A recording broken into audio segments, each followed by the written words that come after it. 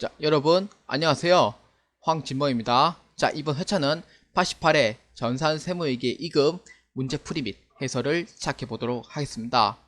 자, 이런 문제는, 거기, 영상 밑에, 혹시 보시겠지만, 왼쪽 하단에 보시면은, 제 블로그 주소가 적혀져 있어요.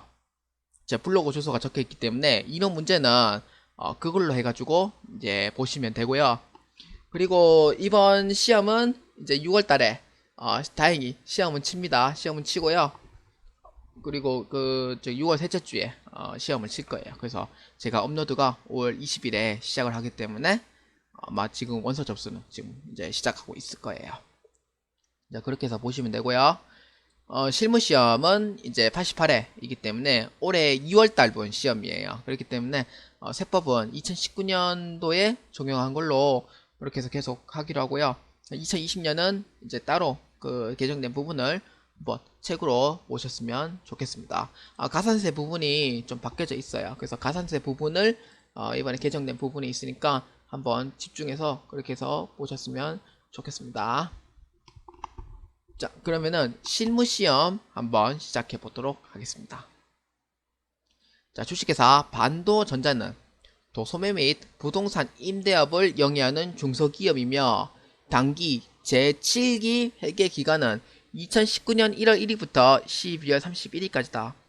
전산세무회계 수업용 프로그램을 이용하여 다음 물음에 답하시오입니다. 자, 이 문제는 일반 전표 입력 문제입니다. 일반 전표 입력 문제예요. 그래서 총 15점짜리 이거요. 총 5문제가 출제됩니다. 근데 이거는 다 아시겠지만 부가세 거래가 없는 경우에 일반 전표에서 입력을 해요. 그렇기 때문에 이거는 그 문제가 좀 길게 나오는 경우도 있고 문제가 좀 짧게 나오는 경우도 있긴 한데 이거를 이제 하나의 그 요령을 주면 첫 번째는 문제를 이해를 반드시 해주셔야 돼요. 분계는 다 할 줄 알아요. 수험생님들 분계는 다 할 줄 아는데 분계 다 틀려요. 할 줄 아는 대로 틀려요. 왜? 이해를 못해서 그래요. 첫 번째는 문제 이해를 먼저 잘해야 돼요. 두 번째는 이제 끊어서 파악을 해야 됩니다.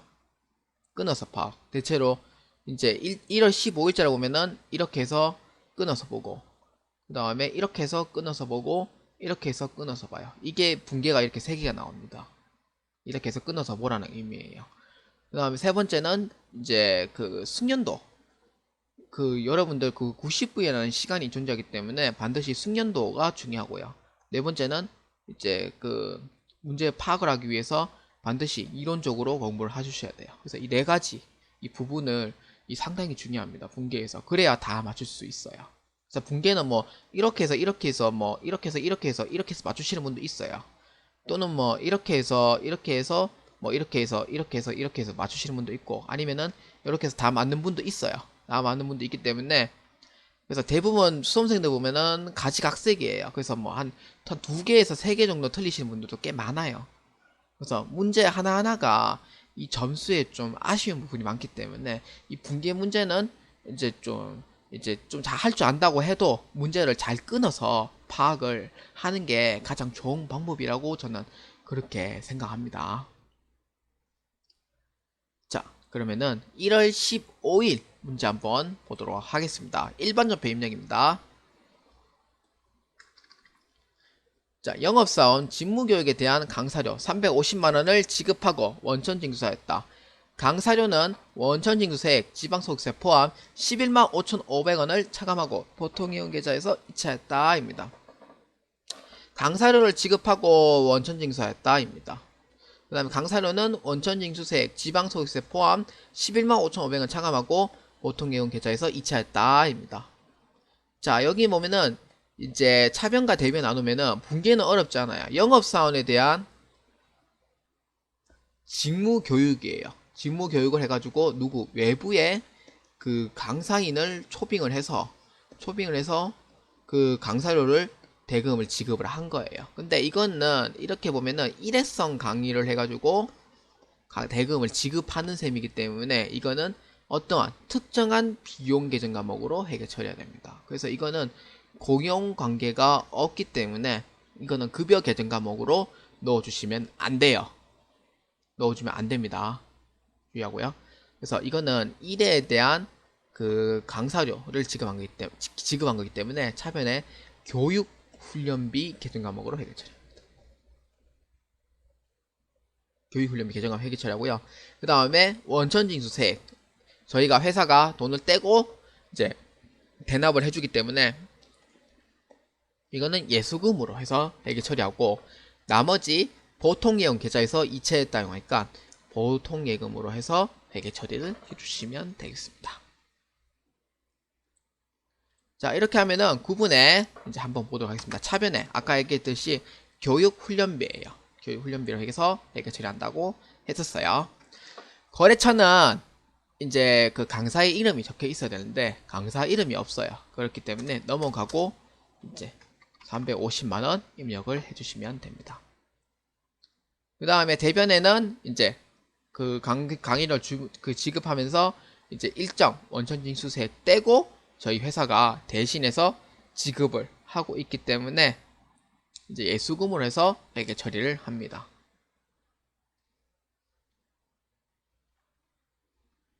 얼마냐면은 11만 5,500원. 그 다음에 대변에 나머지는 뭘로 하냐, 보통예계좌에서 이체했으니까 보통예금으로 해서 회계 처리를 하시면 됩니다. 3384500입니다. 자, 그 다음 2번입니다. 자, 3월 24일자입니다. 회사가 보유하고 있던 매도 가능 증권을 다음과 같은 조건으로 처분하고 대금은 현금 회수하였다. 단 정기의 기말평가는 일반 기업 회계 기준에 따라 회계 처리한다 입니다. 자, 3월 24일자 분기입니다. 자, 3월 24일자 분기는 회사가 보유하고 있던 매도 가능 증권 투자자산입니다. 다음과 같은 조건으로 처분하고, 두 번째는 현금 회수하였다. 정기의 기말평가는 일반 기준에 따라 회계 처리하였다 입니다. 그래서 이 세 가지의 조건이 이렇게 되어 있어요. 자, 이거는 일단 먼저 흐름을 먼저 보면은, 첫 번째는 이제 이 매도 가능 증권이 장기인지 단기인지 먼저 봐야 돼요. 근데 이제 문제에서는 투자자산으로 적혔기 때문에 무조건 장기에 해당하는 문제입니다. 반드시 178번으로 회계 처리해 주셔야 돼요. 두 번째는 이제 이 보기의 흐름을 이제 파악을 해주셔야 돼요. 이제 흐름을 보면은 이제 취득, 평가, 정기죠.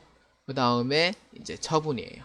처분은 당연히 단기에 회계 처분하는 거죠. 그 다음에 세 번째는 이제 평가 손익을 이제 어떻게 해서 인식하냐 이거예요. 현재는 이제 취득가액이 2,800만원 이고요. 그 다음에 정기가 2,400만원이기 때문에 400만원만큼 현재 평가 손익이 존재해요.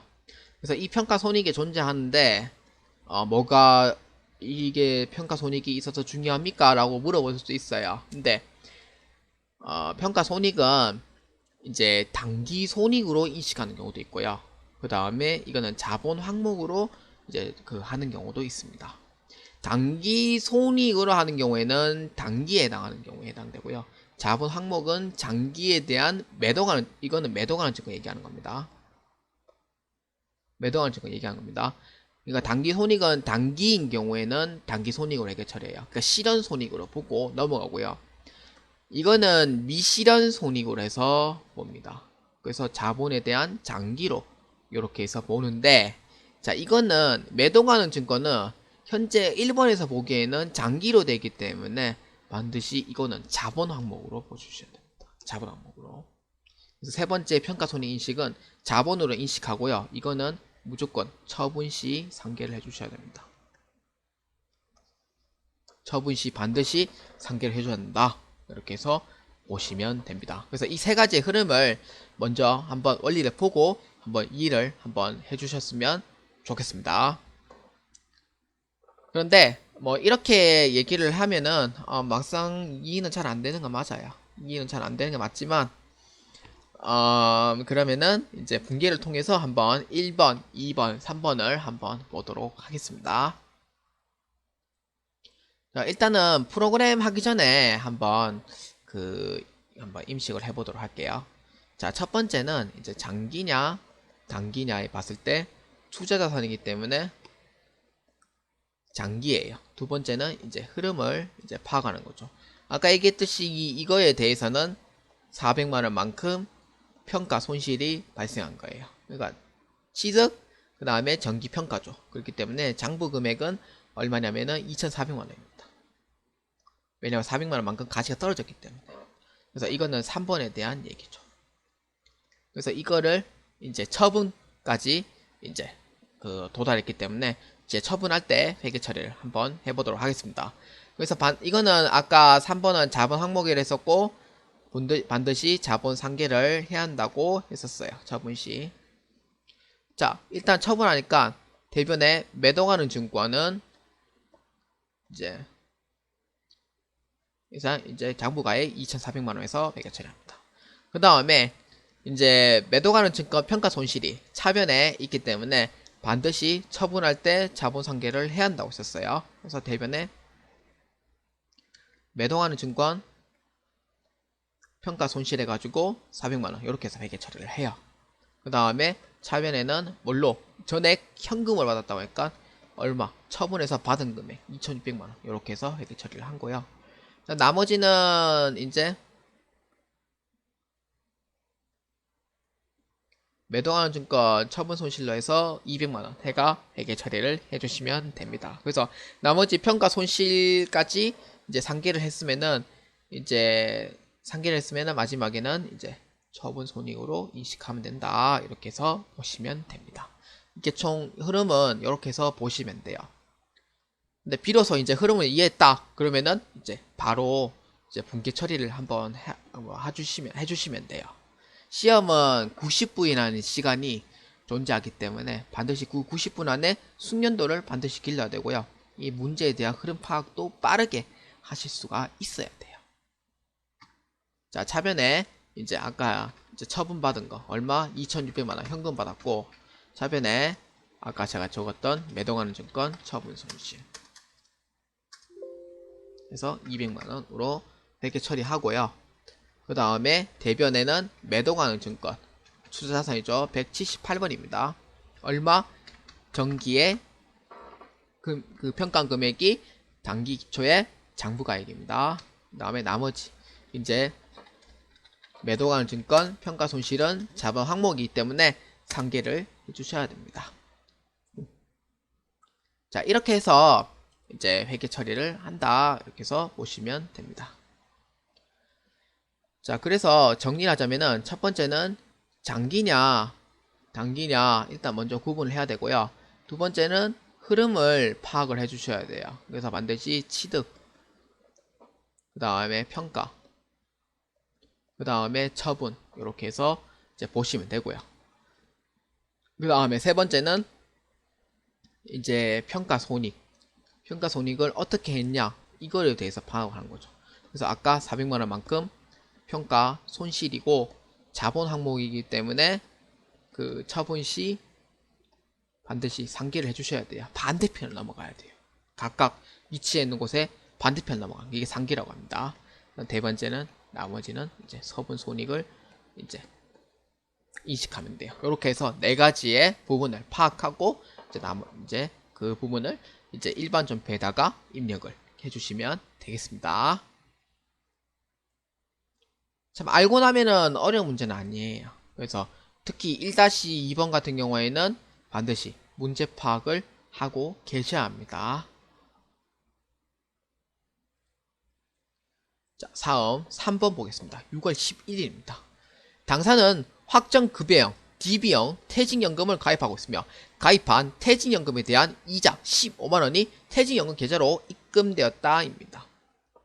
자, 이거는 자, 저희가 이제 얘기를 할 때 그 DB형, 그러니까 즉 확정 급여형과 그 다음에 DC인 확정 기여형에 대해서 한번 파악을 해보도록 하겠습니다.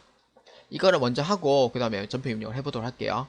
자, 여러분들 이거를 제가 왜 입력 얘기를 하는 이유가 뭐냐면은 저는 이제 블로그라든지 그 다음에 유튜브 같은 경우에는 독학하는 사람들 위주로 제가 얘기를 합니다. 그래서 독학하는 사람들 위주로 하기 때문에 이 일을 이제 안 간 채로 이해를 잘 못한 채로 넘어가는 경우가 많아요. 그렇기 때문에 그 유튜브는 비록 그 기출문제 풀이긴 하지만 저는 좀 세세하게 합니다. 왜냐하면 한 번 더 복습하라는 의미도 있고요. 두 번째는 독학하는 사람들 위해서 한 번 더 세세하게 또 알려주는 것도 있어요. 독학하는 사람들은 인터넷 강의도 안 듣고 그냥 독학만 하는 사람들도 있기 때문에 그 사람들은 이제 이게 맞는지 안 맞는지 검증할 수 있는 그게 없어요. 그러다 보니까 이제 블로그에서도 좀 상세하게 작성하는 경우도 있고요. 요새는 뭐 그렇게 상세하게 작성을 하지는 않아요. 여러분 뭐 수준이 하도 높아가지고요. 그런 것도 있고. 그 다음에 두 번째는 이제 유튜브를 통해서 그래도 좀 기출문제 풀이긴 하지만 좀 천천히 그래도 또 공부하고 그 다음 연습하고 그렇게 생각하는 겸 해가지고 좀 더 제가 좀 상세하게 알려주려는 또 그런 것도 좀 있습니다. 그래서 여러분들은 어느 쪽이 더 좋을까 라고 생각하면은 저는 제 유튜브를 통해서 오히려 상세하게 얘기해 주는 게 오히려 더 좋을지도 더 모르겠어요. 그렇게 해야 좀 더 이해가 간다면은 기출 문제 풀고 분계를 풀면은 거의 다 맞출 수 있다고 저는 생각을 해요. 쉬운 거는 바로바로 넘어가고요. 좀 이해하기 어려운 거는 이제 좀 끊어서 이렇게 해서 보도록 할게요. 자, 이거는 분계가 이 분계가 단일 분계예요. 그래서 한 개, 두 개로 끊어집니다. 이거는. 자, 총 이제 네 가지 부분을 한번 파악해 볼 건데 첫 번째는 이제 유형이 어떤 거냐면 이렇게 보면 돼요. 유형 또는 관리. 확정 급여형은 회사에서 관리를 하고요. 가입도 회사에서 합니다.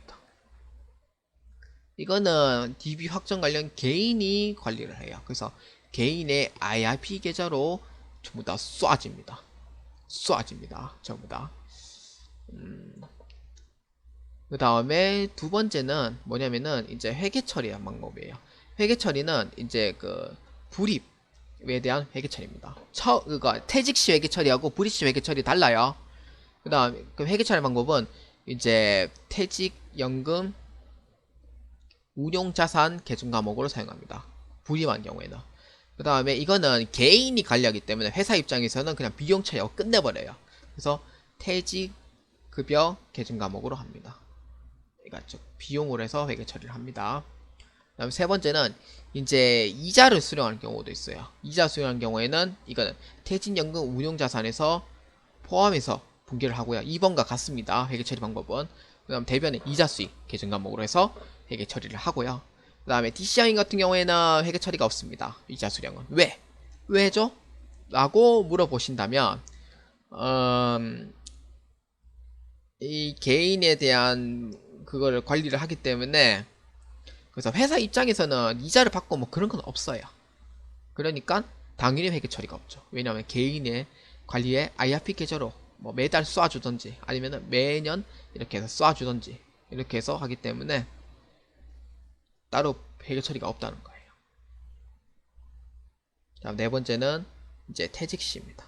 퇴직시는 차변에 퇴직급여 충당부채 계정 과목을 사용해요. 그 다음에 대변에는 이제 퇴직급여 이제 운용자산 계정 과목 사용하고 혹시나 퇴직금 금액이 적은 경우에는 보통예금 계정 과목으로 해서 사용합니다. 이렇게 해서 사용을 하고요. 그 다음에 DC형인 경우에는 분계가 없습니다. 3번과 4번이 이해 같아요. 3번과 4번이 같습니다. 그래서 DC형 같은 경우에는 이제 분계가 없습니다. 그래서 이렇게 해서 총 DB형과 이 DC형에 대한 유형 차이는 반드시 이렇게 해서 해결 처리가 된다라는 걸 이제 아셨으면 좋겠고요. 이 6월 11일 같은 경우에는 요거 3번에 대한 이자 수령에 대한 분계이기 때문에 그래서 이렇게 해서 회계 처리를 한다라는 것을 이제 보여드리고 바로 전표 입력을 한번 해보도록 하겠습니다. 이건 반드시 알고 계셔야 돼요.